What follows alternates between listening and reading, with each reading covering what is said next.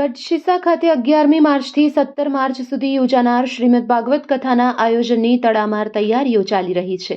કથાના મુખ્ય ડોમ મંડપ સહિત 7 વિશાળ ડોમ બનાવવામાં આવી રહ્યા છે. ત્યારે ગઢશીસાની દરેક સમાજની મહિલા પ્રમુખ તેમજ હોદ્દેદાર બહેનો દ્વારા મોટી સંખ્યામાં કથા મંડપની મુલાકાત લેવામાં આવી હતી અને કથાના આયોજન વિશે કથાના મુખ્ય યજમાન દીપકભાઈ ઠક્કર અને હિરેનભાઈ ઠક્કર તેમજ તેમના પરિવાર દ્વારા કથાના આયોજન વિશે વિસ્તૃત માહિતી આપવામાં આવી હતી.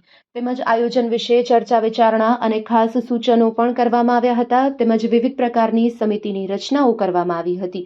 ગઢશીસાની મહિલા મંડળમાં આ કથાના આયોજનને સફળ બનાવવા માટે ભારે ઉત્સાહ જોવા મળી રહ્યો છે.